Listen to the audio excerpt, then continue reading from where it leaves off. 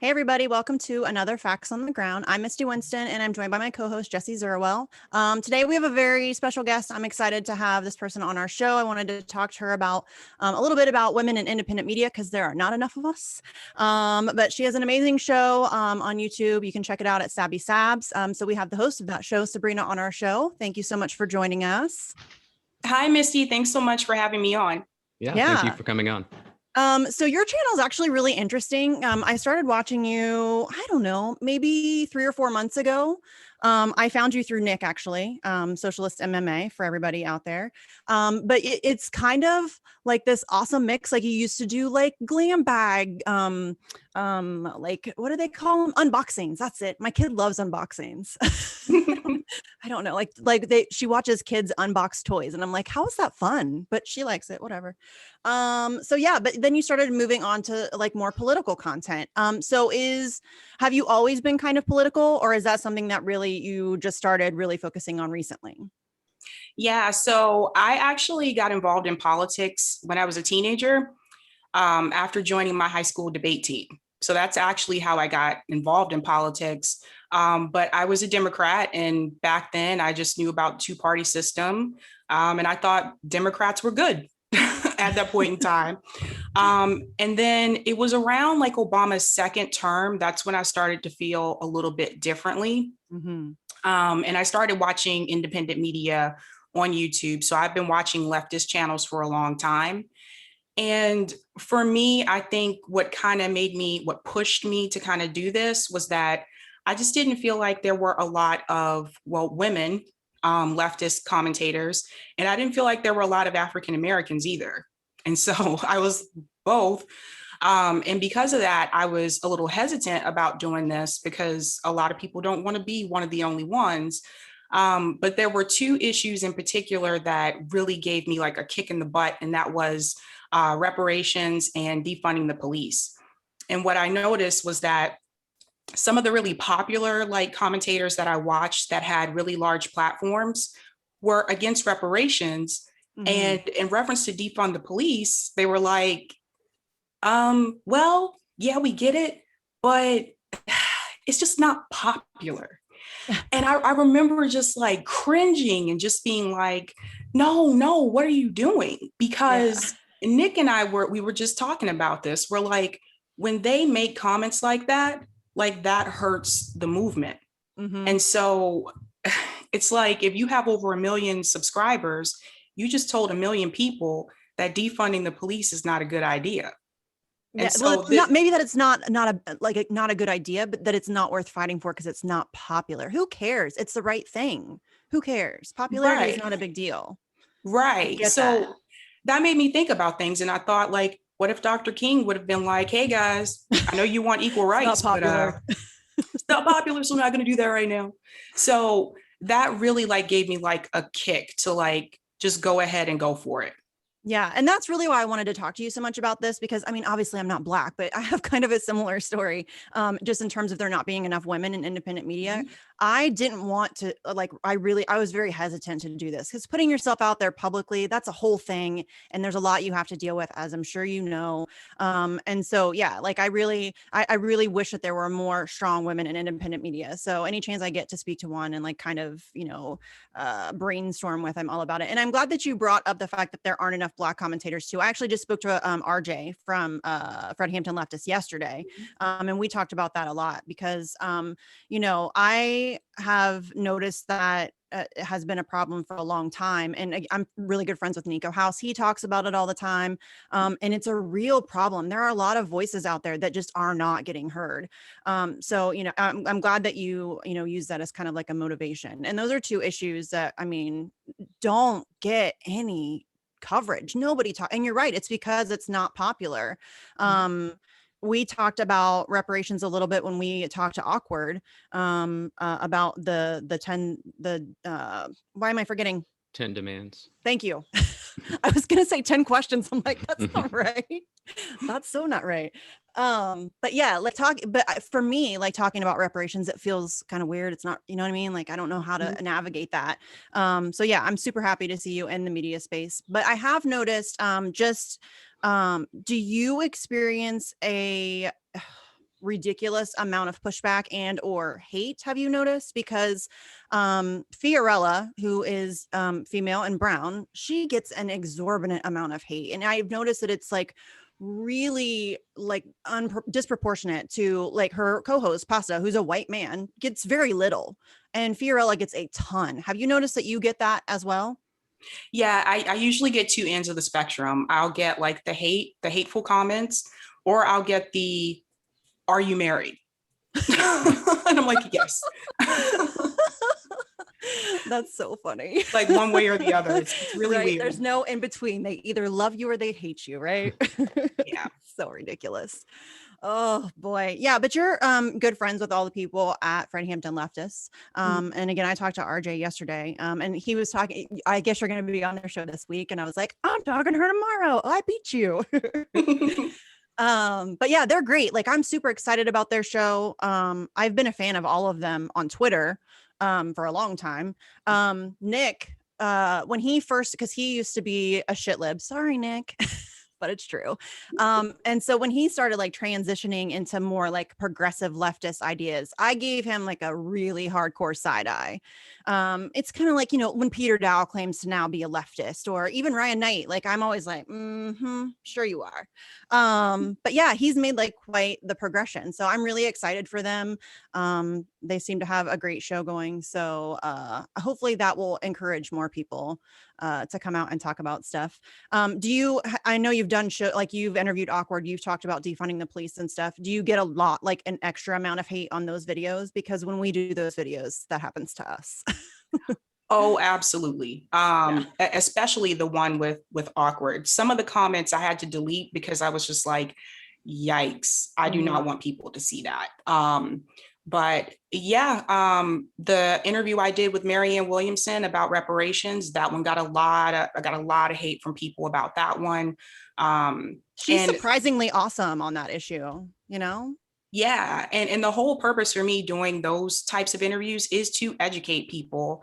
And what I found is like, some people want to hear it. And then there's people that they'll watch the whole video and then just say, yep, I don't believe in, you know, any of this, or like Black people don't need us to give them money. Very, very strange, I've found. But one of the things for me going into this is I wanted to make sure that I also interviewed activists and not just like political candidates, because activists are the ones on the ground, like doing the work. And so my dad like didn't watch independent media at all. And now, because I'm doing this, like he watches like all of these interviews. And he was telling me that like, number one, he hadn't heard of half of these people. And he didn't even know they were doing these things because they just don't get the mainstream media attention. But number two, he said he really appreciates hearing from people that are actually on the ground doing the work. Yeah. And I noticed that you have like a really good mix of kind of candidates and activists. So like Jesse and I don't believe in electoral politics. We've interviewed several candidates, but we're always very clear about where we stand when we do that. Is electoral politics something that you're still kind of holding on to hope for? I'm always just curious where people stand. And that's not like, we don't need to debate it or anything. I'm just always curious where people stand on that. Yeah, so I'm glad you asked me that question. Honestly, I feel like the system is fixed against us. I've felt that way since we saw what happened to Bernie, like in his primary. My intention for interviewing leftist political candidates is to show other people who typically are so grounded in voting Republican or Democrat, and that's all they're going to focus on, is that there are other people out there that are running grassroots campaigns and are not taking money from corporations, and to at least like introduce them to that, because a lot of people just haven't been introduced to it outside of Bernie Sanders, right? And outside like maybe AOC. And she's not looking too good right now, but that's a whole nother topic. But we can get into that. Yeah. Like here's $9,000 for when you're dead and can't spend it. Well, and here's give me all your grassroots donations and I'm going to go give them to former CIA and Medicare, people who are against Medicare for all. I'm going to go give them to those people. Oh, so bad. Anyways, continue. Sorry, go ahead. Yeah, so I've had people reach out to me. Like one person told me that they didn't even know, this was a coworker, and they said, I didn't know Nancy Pelosi even had a challenger. Yeah. So they didn't know about Shahid. So it's more about like educating people and letting people know that there are other people out there running, and you don't have to continue to vote for the same person that continues to win in your district. What's Yeah. your And Shahid's a different breed of candidate. Like I don't trust any politician, but politicians who come from activism are like a slight step up. You know, like Yep. I'll give you a little bit more credit. I still don't trust you. Like not as a person. I should say that specifically. I told Christina Livio to her face, I was like, listen, it's nothing against you. I can like you as a person. I will never trust you as a politician ever. And she said, that's fine. That's good. Like you should always hold me accountable, keep me in check. And you know, we can go have a beer afterwards, and you know, that's good. So yeah, I definitely think that politicians that come from a space of activism are definitely a little bit more my speed. But I still don't believe in electoral politics. You're so right. It's 100% rigged against us. It really doesn't matter. It really doesn't. so Jesse, did you have something? Go ahead. so when the squad came into formation and went through its trajectory to where it is now, what was your opinion of them? Because obviously they were feted as young women in politics, which is not, I'm not criticizing that, but there was a lot they promised and didn't fulfill. And there were also a lot of expectations put on them as well. But I think they're guilty more of the former in that they promised a lot that they didn't fulfill. So I'm just interested from your point of view, from when they first came on the scene to where things are now, what your opinion is of them. Yeah, so in the beginning, I was very excited about them. But I also had in the back of my mind that they were younger, they didn't have as much experience. Ayanna Pressley was actually in my district when she ran. So I did vote for her. But my opinion of the squad now is I'm incredibly disappointed. It's just a slap in the face. It's like, I still remember watching AOC speak at Bernie's rally in New York, that huge rally, and just still believing that there was hope and there was chance. My husband, on the other hand, he was not fond of her from the very beginning. So he called it. So like we have this little running thing that we do with each other. I have that like with my husband too. Yeah. He's a Scorpio. And I don't know if you guys are into like astrology or whatever, but not a ton, but I kind of know I know what a Scorpio is. Yeah.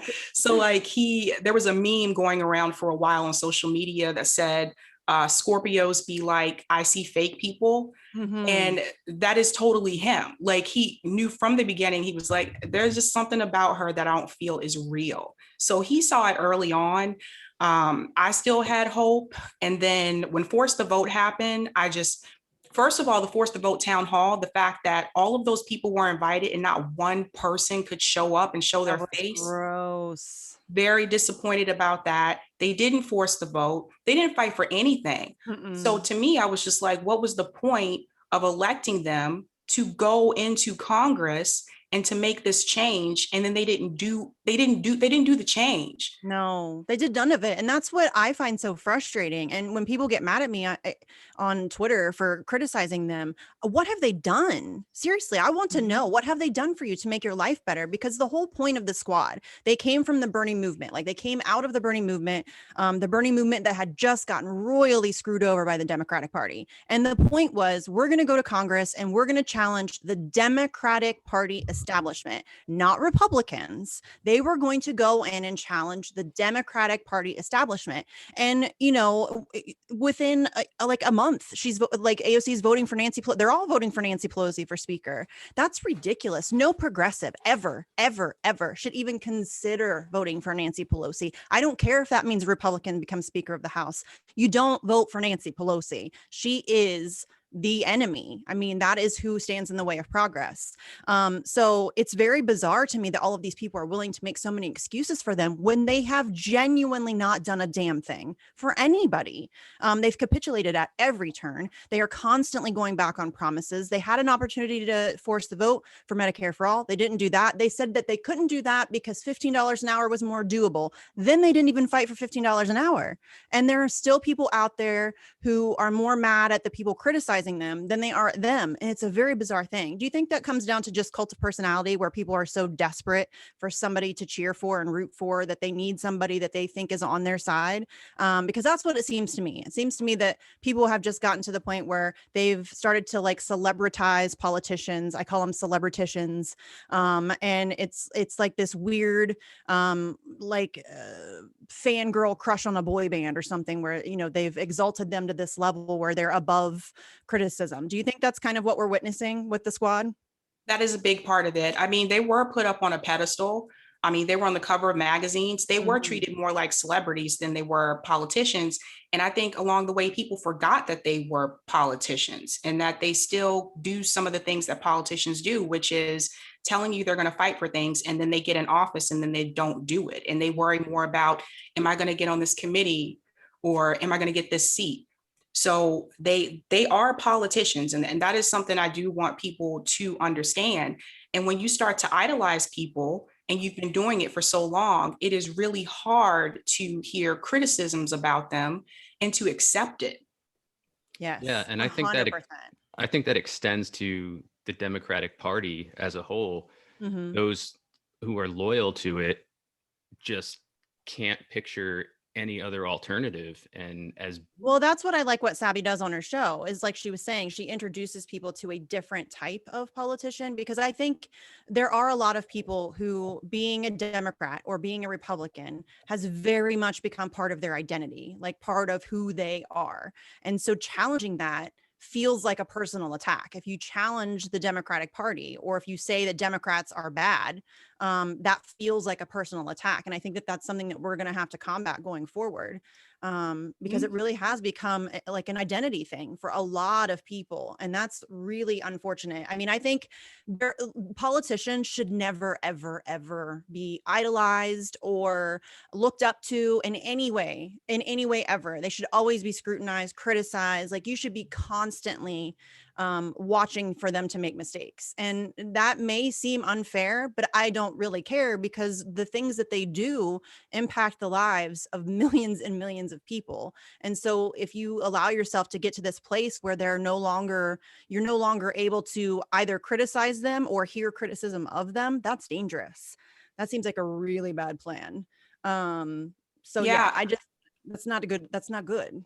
No, and also some people were making comments that like, well, Cori Bush and Jamal Bowman just got there.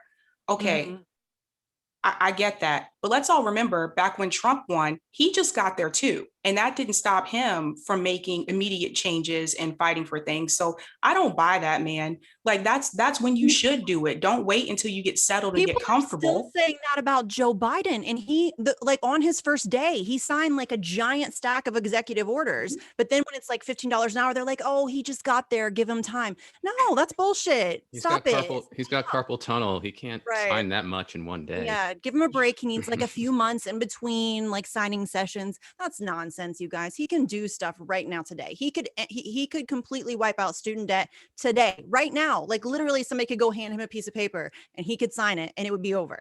That's all it takes. And yeah, the excuse of, well, they just got there. And listen, I get that. I understand that being a freshman member of Congress is probably extremely overwhelming. It's probably scary. It's intimidating. I have no doubt of all of those things. But if you can't handle that, don't run. And if you can't handle being bold enough and brave enough to genuinely challenge power, then don't waste our time. Just don't. They're going to continue to do that. And there will be other candidates who do it, moving forward, because they can, and it's a position of power, and power attracts the worst among us. But it's just really sad to see people continuing to fall for the same stuff over and over again. And I don't know how you feel about Nina Turner, but I'm seeing it with her all over again, that everybody's now putting their trust in Nina Turner. And I don't know Nina Turner personally. I have nothing against her as a human being, but she's not any different than the squad. She's not going to go in there and make any waves. I think she's shown that. What do you think about Nina Turner? What do you think about this? Nina is the new hope for everybody. So the things I've seen recently on Twitter, having meetings with Bakari. Oh, what was she thinking? Oh. Or quoting Obama. Yes. Like, I just like, no, no, no, no, no. And then this is another thing with me, with the Obama issue. Me and Nick talked about this too. And that he's another one where it is really hard for us as African Americans to sometimes get other African Americans to understand that Obama was not good for us. Right. And we have these debates like back and forth. And I ran into the same issue when Bernie was running against what was pretty much Bernie and Biden at that point. And friends of mine, African American friends of mine, were just like, I'm voting for Biden. And I said, well, so you would rather vote for the guy who co-wrote the crime bill instead of the guy who walked with Dr. King? Right. And they're just like, I don't care. He was Obama's VP. Yeah. That's so sad. Obama's reflexively treated as this godsend in the American presidential lineage, and he's anything but. He's a war criminal, and that's just the start of it. Who knows where his finances go, just like the Clintons. I'm not going to speculate, but he does not have a good track record. He deported more, still has deported more people. Biden might beat him, though. I think Biden's going to beat him. Well, under Biden, the amount of migrants and refugees at the southern border is set to increase to 15,500. It's at 10,000 right now. Which is an exorbitant amount more than Trump ever had, but we will never hear about it, you guys. The mainstream media is never going to tell you that story. And that should really tell you everything you need to know. Because it's no different. And this is another thing about the squad that has pissed me off so much. I mean, I wasn't as fast as your husband. I was cautiously optimistic about AOC. I even donated to her campaign. Not much, but I did donate. And so, but then I would say probably within like the first month of her taking office, it was, but I mean, I was coming off of, you know, being super aware of Obama, like when Obama was elected, it took me about like maybe 36 days before I was like, oh, okay, I see who you are. Like once the cabinet appointments started coming in, I was like, oh, okay, I see now. So yeah, AOC, but this whole thing now where we've gone from literal concentration camps to overflow facilities is so gross. It is just disgusting. First of all, it's offensive, not just to the people who are in those concentration camps, let's call it what they are. But it's offensive to everybody that supports her. It's offensive to my intelligence. Like, are you kidding me? That's like some weird emotional manipulation bullshit. Like, no, that's ridiculous. I mean, and it's not just about that either. It's about, I mean, Medicare for all is supposed to be one of the things that they're all fighting for. And they've now switched their rhetoric to, what did they say now? Expanded healthcare. Expanding healthcare. Yeah. Well, what the fuck does that even mean, fam? That means more private choices for you to spend your money on. Right? It's so stupid, you guys. And people are still falling for it. And I mean, I guess that's what makes them so effective is that they're able to, you know, sheep herd people back into a completely corrupted system that doesn't serve you. So yeah, the Nina Turner thing, I mean, I've always kind of side-eyed her. She used to work for Media Matters under David Brock, and she was a Clinton surrogate. And I mean, just recently, she started a consulting group that is partially funded by a John Kasich, like mega donor. And I'm like, and then conveniently, soon after she started this consulting group is when he appeared on her podcast. And I'm sure that had nothing to do with it, you know. But all of these people are super shady. But the thing about, and again, I can't speak to, you know, Black people trusting Biden more than Bernie or whatever. But that's something that I noticed too, it makes me sad that there's this narrative that has been force fed to people.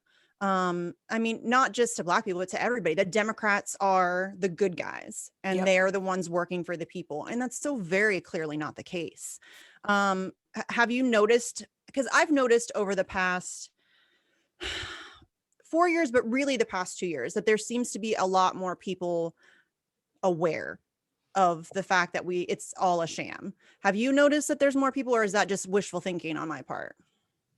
No, I've noticed there's more people, and I think social media has a lot to do with that, and more independent media.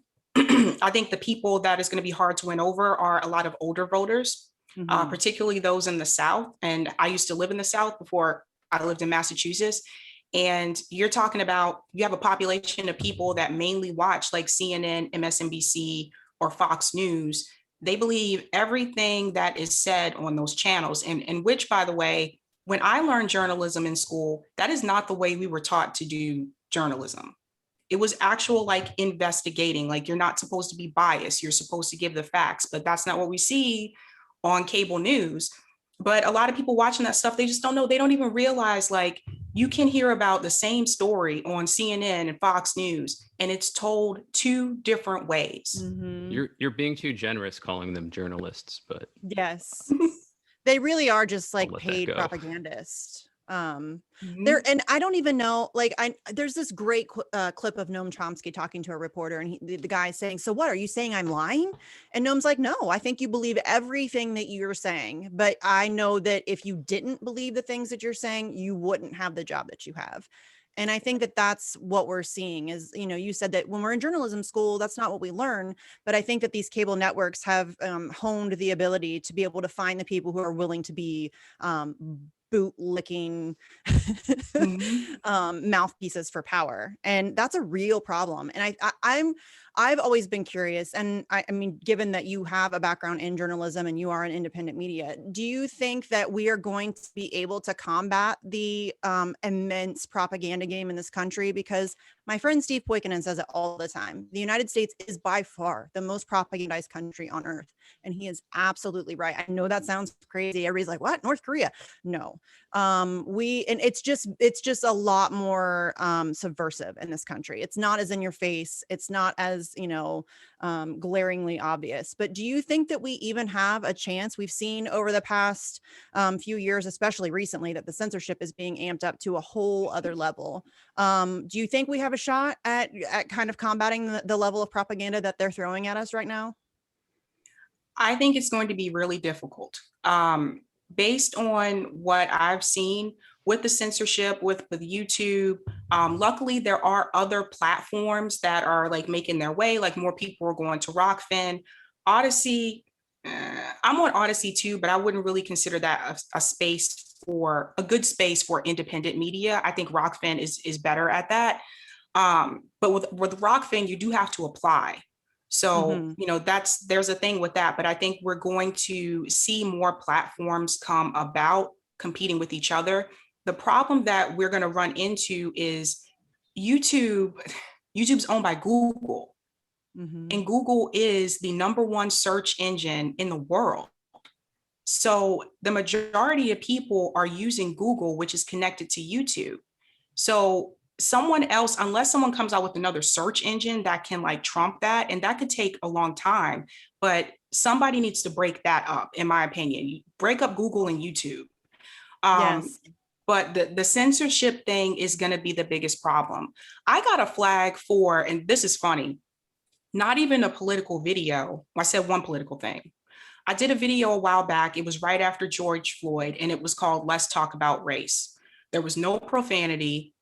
I think the one thing that I guess flagged it was because I brought up Mike Bloomberg and how the Democrats tried to push him on African Americans, and he's the one that started Stop and Frisk. Looking back at that video, that's probably the only thing, but YouTube flagged that video, and like it's still there, but they flagged it.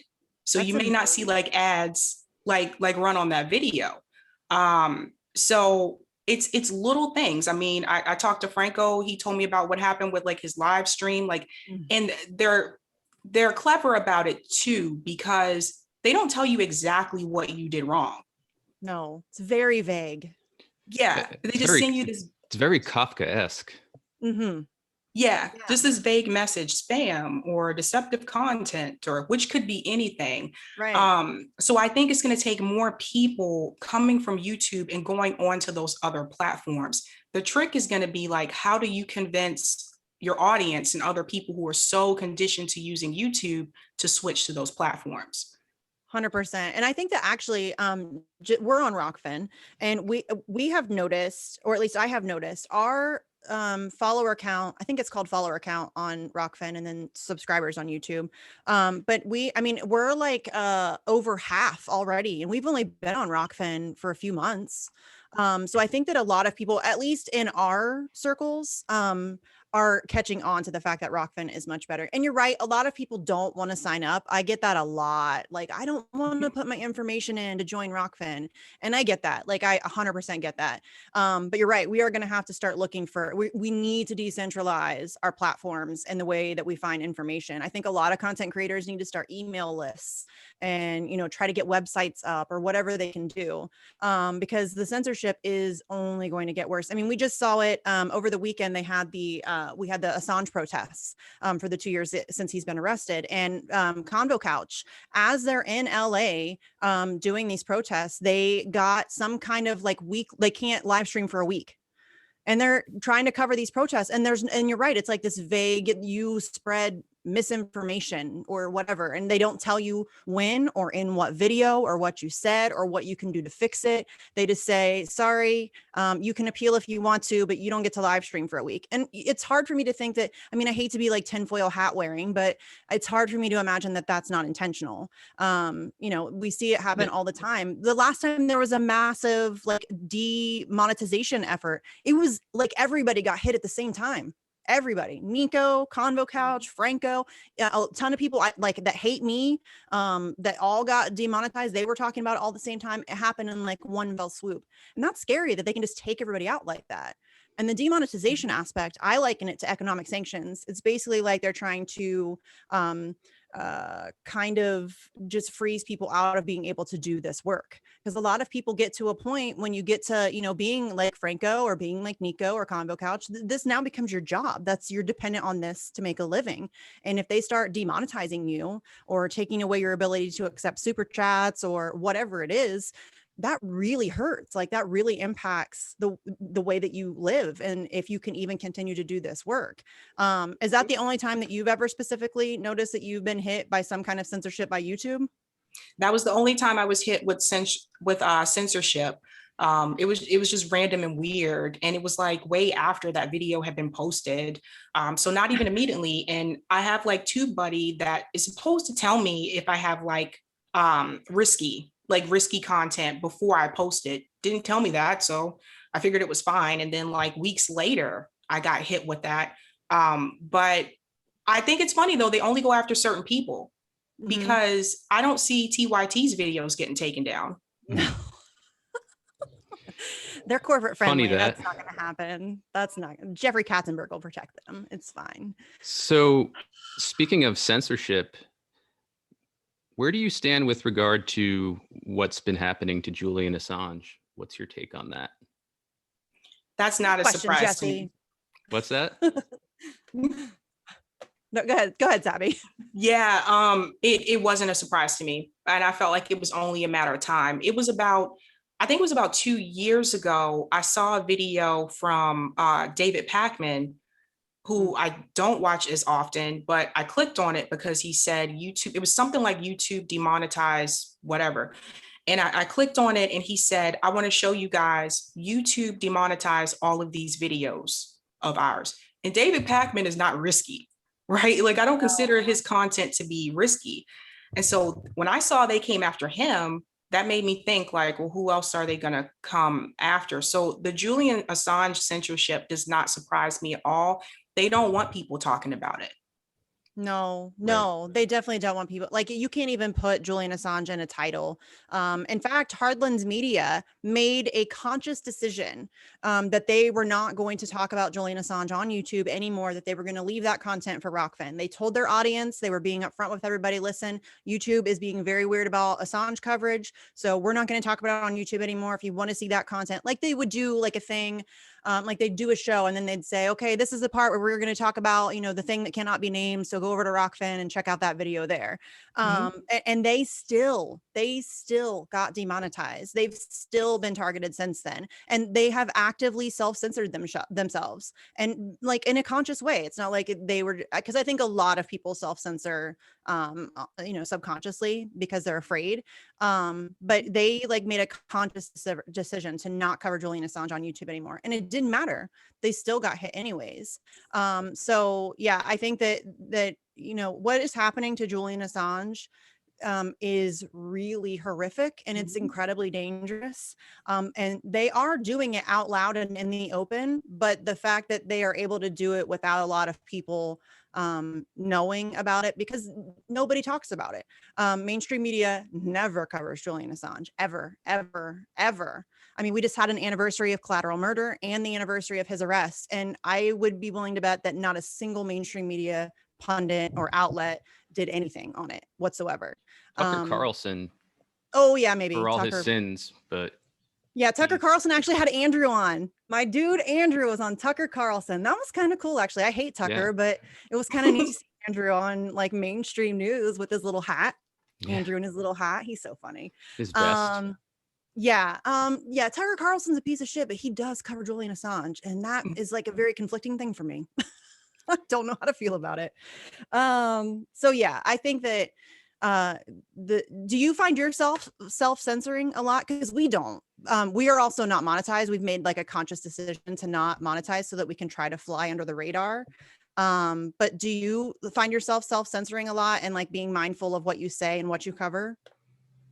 I don't really. It's interesting too, because like when the Vanguard podcast, when they came on, that was the first thing they asked me. They said, is it okay if we can just use like whatever language? And I'm like, yeah, sure, go ahead. And they said, okay, because some people won't let us do that. I was like, really?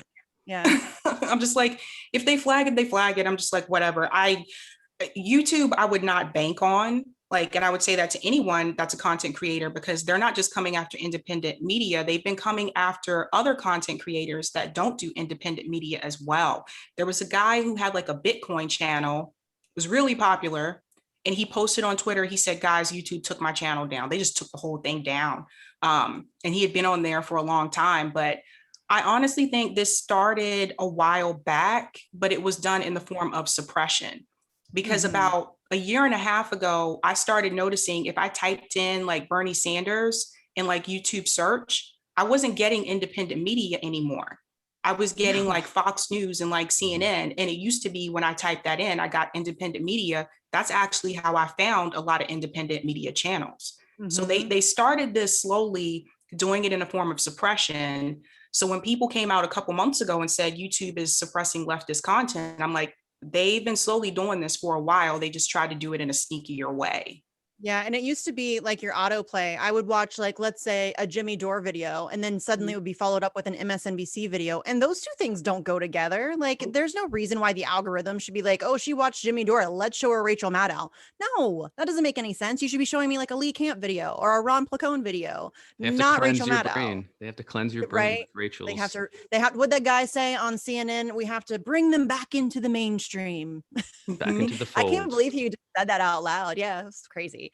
But yeah, you can tell. I mean, just, I don't know if you know what I'm talking about when I say that guy on CNN, but there was a guy who went on CNN who was talking about how independent media is like this threat. And, all these people are dangerous and they have more viewers than CNN, which is really what it comes down to. But yeah, so this guy was like, yeah, we got to bring them back into the mainstream. You can tell that they are trying their best to deal with independent media in a way that squashes it without it being so obvious. And I think they've been kind of scrambling for a little while. I think independent media blew up a lot faster than they were expecting it to, which I think is good news, because I think that means that people are hungry for the truth.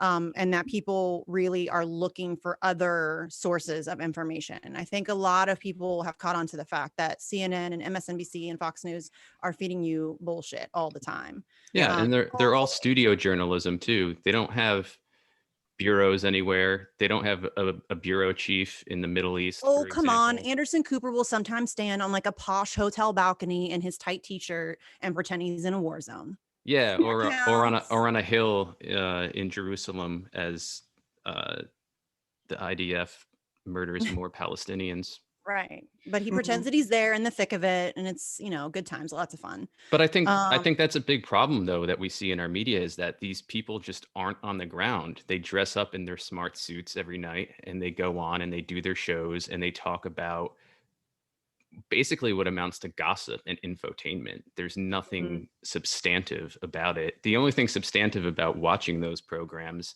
is knowing your enemy. Yeah, knowing your enemy and teaching yourself what propaganda is, what it looks like, what it sounds like.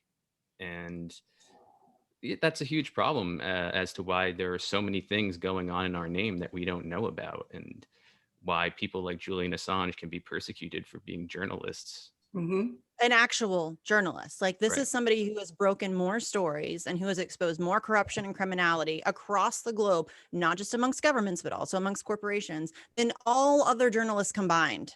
All of them. I mean, just the collateral murder video and the Iraq and Afghanistan war logs, and all, I mean, the Vault 7's the largest CIA leak in history. I mean, that alone puts him head and shoulders above everybody else. And the best thing about WikiLeaks, sorry, I'll stop talking about WikiLeaks soon, I promise. But the best thing about WikiLeaks is it's not some talking head. It's not gossip or conjecture or opinion. It's source documentation. To me, that's invaluable.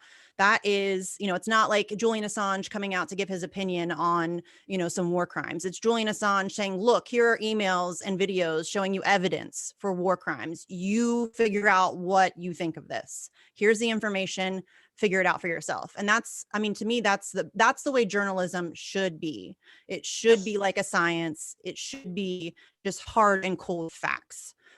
Is that like when you were in school? Is that like kind of what you were taught? Or yeah, that's exactly like how we were taught to do the news. I don't know what has happened, but it's definitely not what we see now. Even when I watch like my local news, sometimes I'm just like, no, didn't tell the whole story. I was there. I was at the Bernie rally here last year. And even when they covered that, they tried to like spin. I'm like, no, dude, that is totally not what happened. They tried to make it seem like there are all these people standing outside the gate, and these people were just like begging to get in, and it's rowdy. And I'm like, it was not rowdy. Those people were not doing anything wrong. They were just standing there so they could still hear like Bernie talk, because they couldn't get into the Boston Common at that point because we had already reached capacity. Mm-hmm. So they just stood around the outside of the fence so they could still like hear him speak. But even local news, they try to like spin that. And they also came on there and they were like, shouldn't Bernie Sanders be concerned about COVID with all these people here? But yet when Joe Biden came, none of those comments. Well, and then you had his Simone Sanders telling everybody, it's fine, go out and vote. It's fine, guys. It's fine. But that nobody criticized him for that. But if Bernie has a rally, all of a sudden he's like he's a murderer. Yep. You know what I mean? Yep. It's so bizarre. And really, he's not even that. I wouldn't even call him radical. I think he has some leftist tendencies, but that's about as far as I go. He used to be a lot cooler, like 60s and 70s, and maybe a little into the 80s. He was pretty cool. Once he made the deal with the party in the 90s, he pretty much became a Democrat. I know he likes to say he's not a Democrat, but he really is he's a team player. He caucuses with them and he does all the things that he's supposed to do and says all the things he's supposed to say. And I had hope for Bernie in 2016. I remember the first time I ever saw him was the Alan Greenspan smackdown in 2003. And that's really, I have never been somebody who's really followed electoral politics. I've always felt it to be bullshit. But when I saw this dude on TV, like yelling at Alan Greenspan, I was like, who's that guy? He's kind of fun. Like, I like this guy. I like his style. And that's like my first introduction to him. So when he ran, I was like, okay, like I could get behind this, I think. And I volunteered. I donated way more money than my husband would like me to have donated, but that's okay. And I volunteered. I went out and canvassed, all that good stuff. I went to a rally, did all that good stuff. And when he walked away without fighting back even a tiny bit after WikiLeaks showed that there's no question that primary was rigged, I was done. That was it for me. That was just too much. I'm assuming that, you were a Bernie supporter in 2016. Then you just said that you went to the rally in 2020. Did you hold over hope for him into 2020? Yeah, I still had hope. I should have known better. A lot of people. It's just out of all the people that were running, and Elizabeth Warren is the senator, like for my state. I didn't even like her. So it's like, I mean, she says she's progressive. She's not really progressive, just to tell you guys. Is it because she's Native American that you don't like?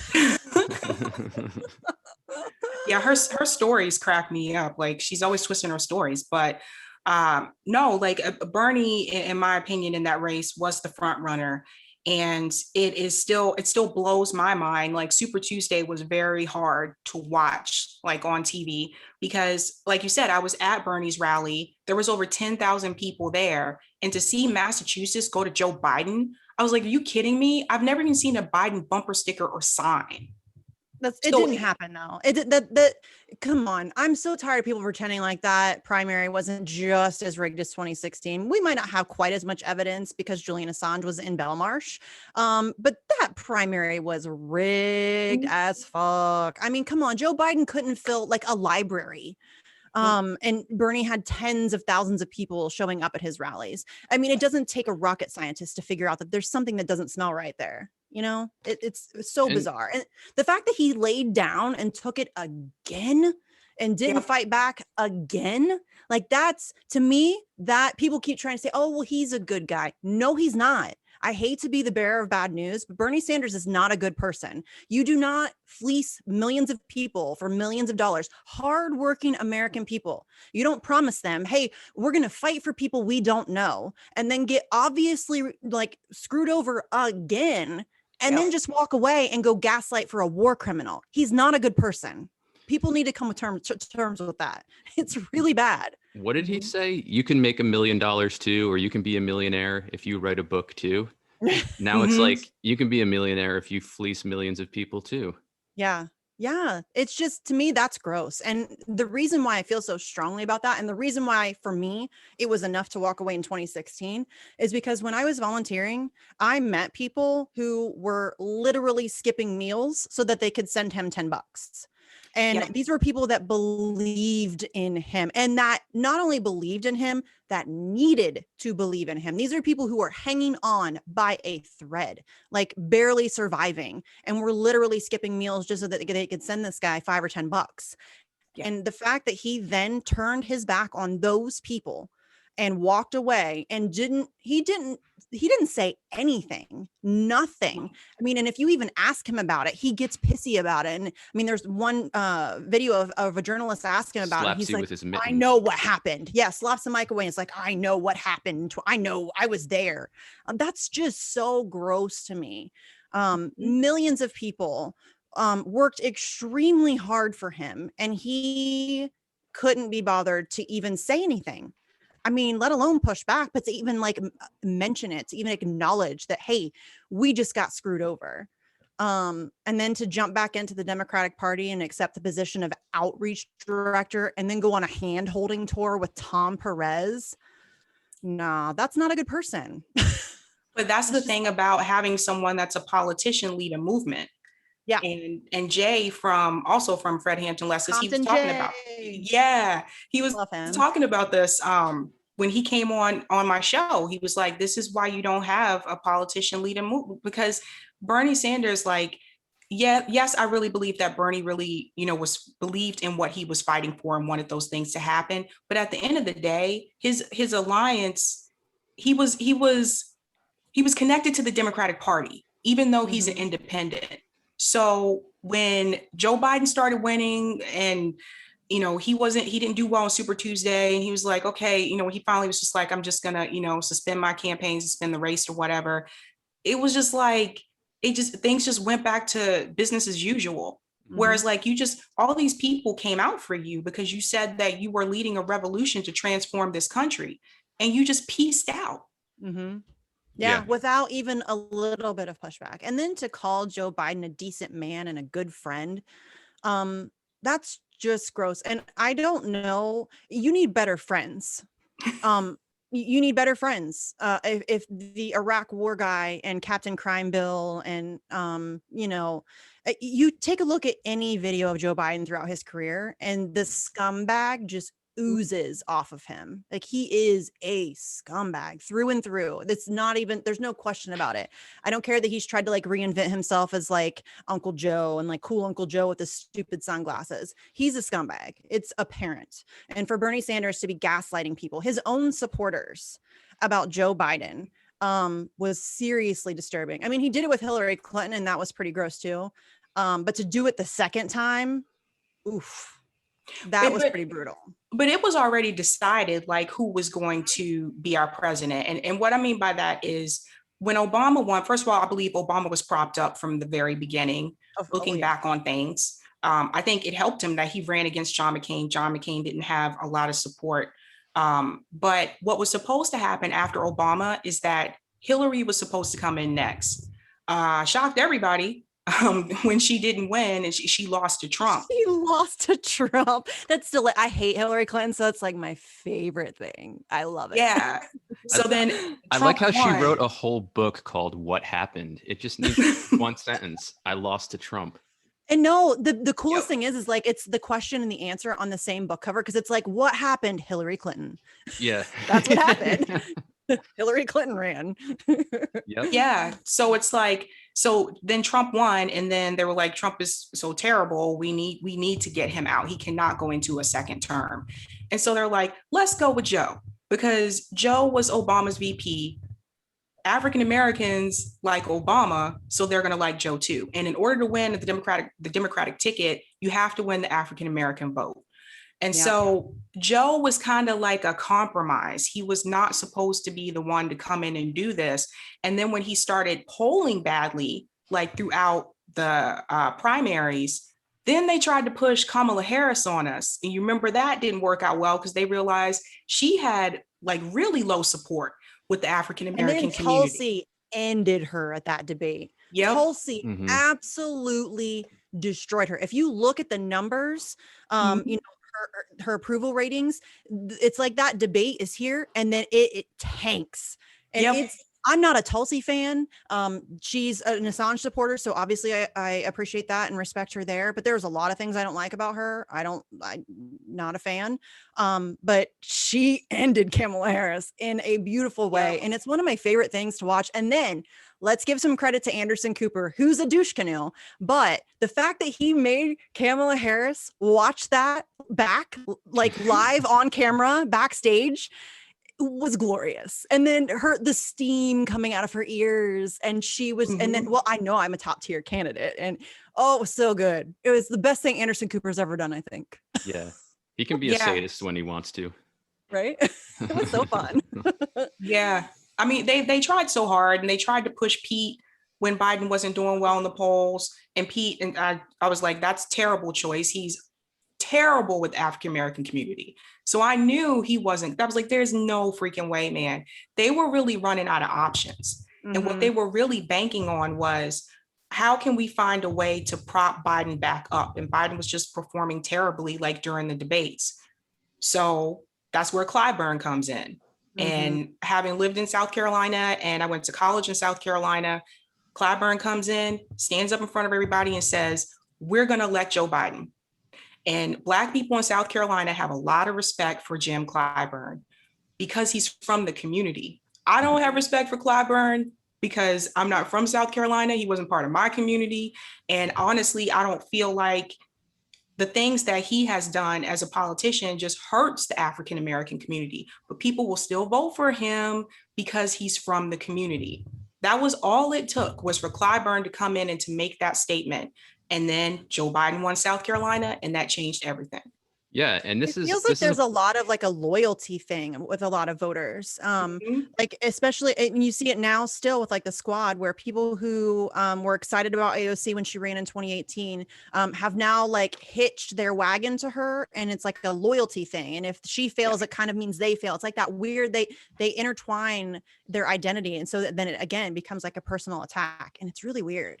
And we see this throughout the Democratic Party. I live in New Jersey, and Robert Menendez is one of the senators, and he's been credibly accused of multiple sexual assaults.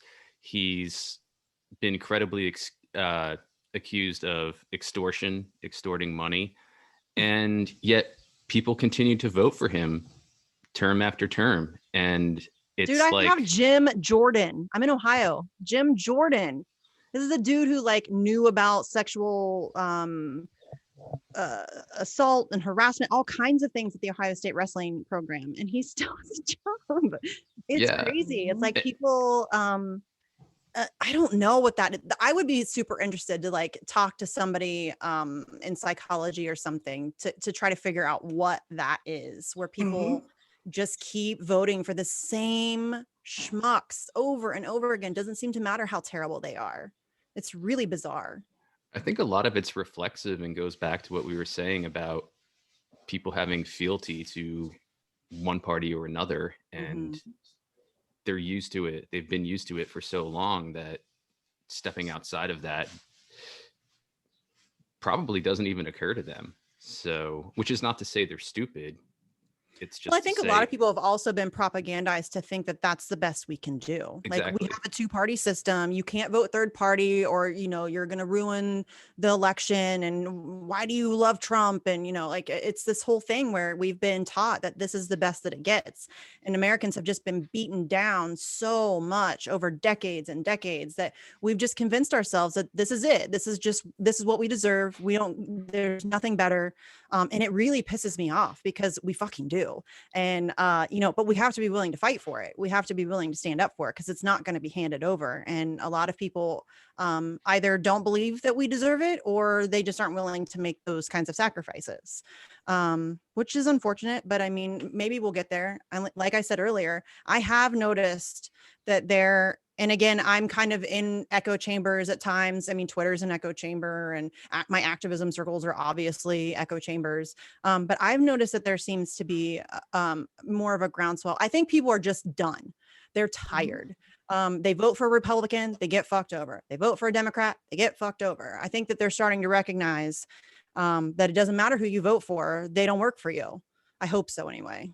I hope so. Yeah. I hope we're getting to that point. Yeah. I mean, that's the same thing I was telling people about the stimulus, like the $1,400 stimulus that was supposed to be what Kamala said, cash in my pockets or bills paid or whatever it was she said. I told people about that too. I'm like, if you think that this is the best that they could do, come on, man. Like, we're in the middle of a pandemic and they gave you $1,400 and said, have a nice day.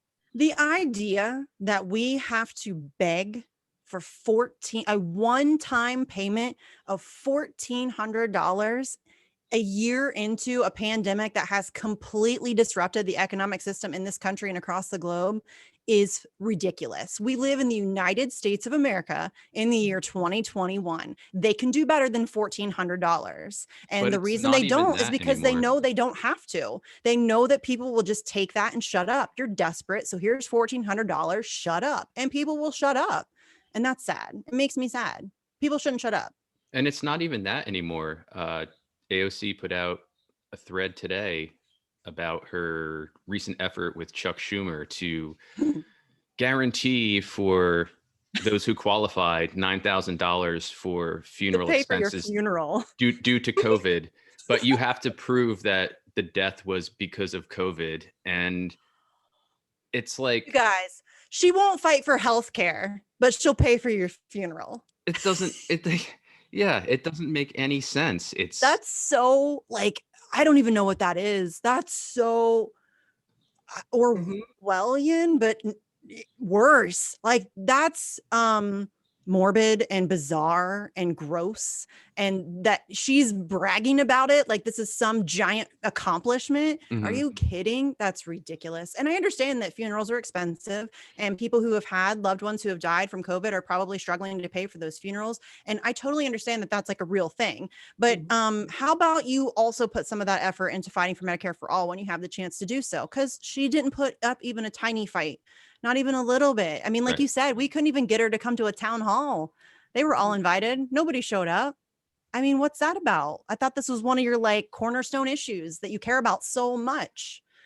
But well, no. I was very, very disappointed the fact that they didn't show for like Force the Vote, because I remember back when, especially with AOC, when she first announced that she was running, I found out about her on, it was either I think it was Jimmy Dore's show. He's one of the first people who had her on ever. Yeah. So he gave her like, you know, that platform and that audience and let people know like who she was. And it's just like, how could you not show up for this? Oh, she ghosted him immediately. I mean, he's tried to get her back on numerous. Well, he doesn't try anymore. He's given up. Just like Bernie has never come on his show, and he used to try to get Bernie on his show. He doesn't bother with it anymore. But I think that they know that Jimmy is not under thumb, and I'm not like a Jimmy stan. I like Jimmy. I think he's funny. He does great work. I occasionally like to watch him. Sometimes he's a little much for me, but he does good stuff, but he's not under their thumb. He doesn't have they can't control him, and he will ask them hard questions. He will ask Bernie Sanders about not standing up to the Democratic Party when he got screwed over twice. He will ask AOC about not standing up for force the vote, and they know that, and they don't want to answer those questions. Politicians are very careful about who they talk to and who they give interviews to, and they're not going to go on Jimmy Dore ever. I mean, I'm honestly surprised that Ro Khanna has gone on his show. I don't know if he ever will again since force the vote, because Jimmy Dore really started to come for him hard, like justifiably so. But yeah, I don't think that they're ever going to go on with him, which is to me like a good sign that the person you're watching is legit. If politicians are afraid of them, that's somebody I'm paying attention to. That seems like a good measuring stick. So yeah. Oh, go ahead, Jesse. Sabrina, I wanted to ask you about foreign policy and some of your. That's where I was going to go, dude. Some of your positions there with regard to the war on Iraq, Yemen, Syria. If you can just comment,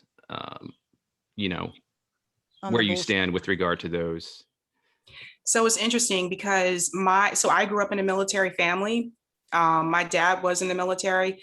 My dad went to Saudi Arabia, Kuwait. So he had to go to those things, like different like wars and altercations.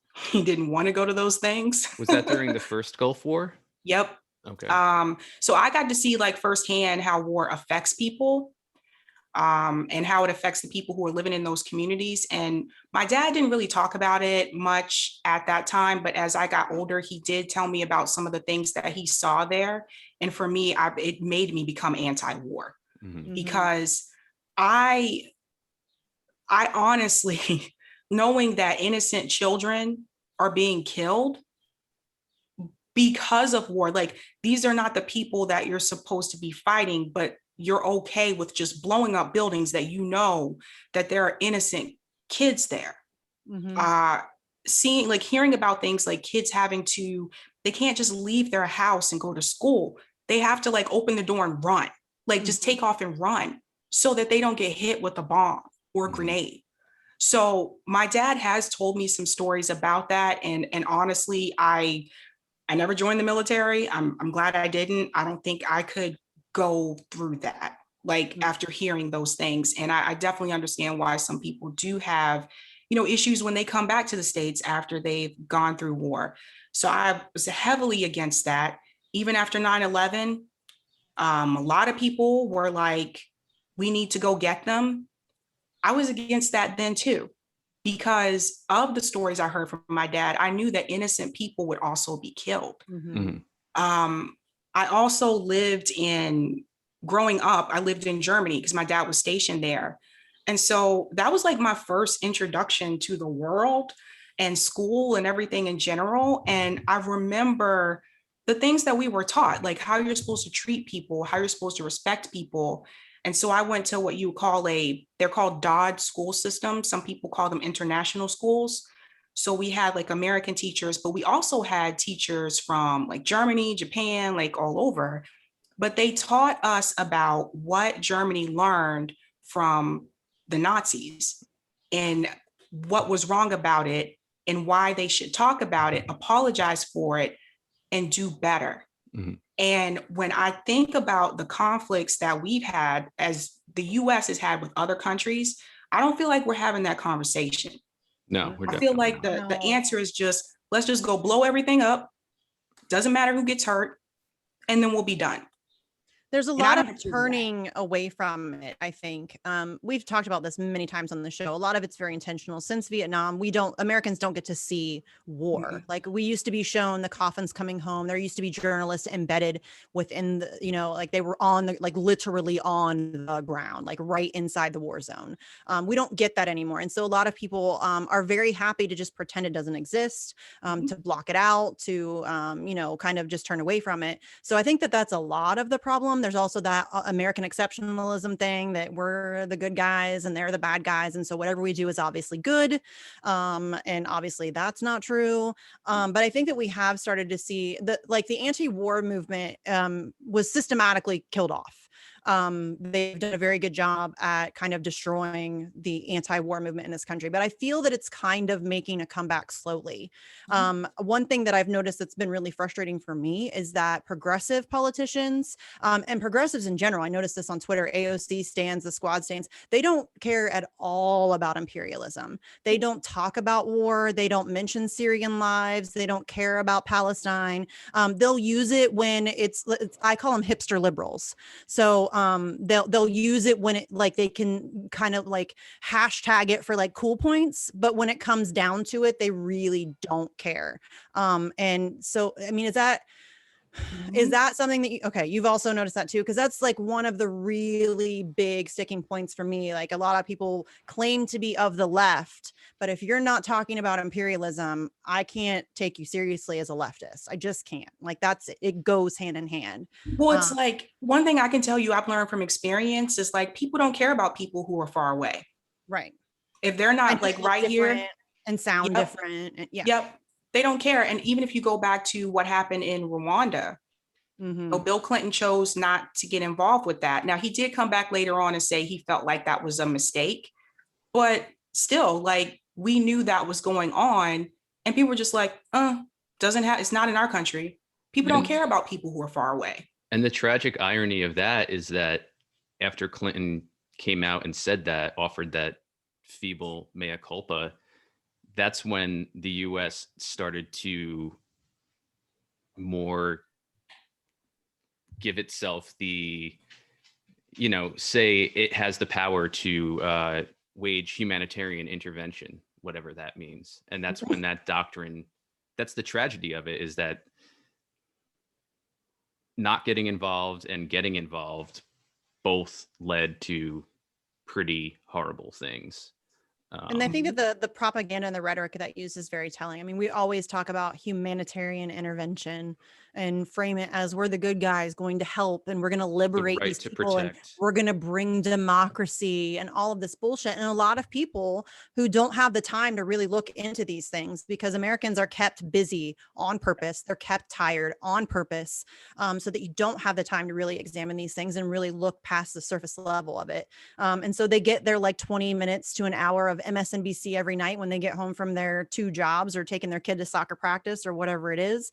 And they think they're informed, and they're not, and they're being completely gaslit all day, every day. And so they think, I would say a majority of the American populace genuinely believes that we're the good guys and we're bringing democracy across the globe. And that's something that's going to be really difficult to combat, because seriously, I know that I talk about it all the time, but the propaganda game in this country is really strong. They're so good at what they do. It's kind of terrifying. And they're like many steps ahead of us, and ahead of most people. And that's why, and that's why I tell people to ask questions. Like, even like when 9/11 happened and people were like you said, they painted us as the good guys and they said that they were the bad guys. And I'm like, people were saying that, like, they don't understand, like, they just came over here and, like, flew planes into buildings. They just came after us. Yeah, for no reason. So you weren't allowed to ask why. Right. You weren't allowed to ask why. It was, you were anti-American. You were not patriotic. Why do you hate America? Yeah. But you have to ask those questions, like, but what did we do to them? What did we do?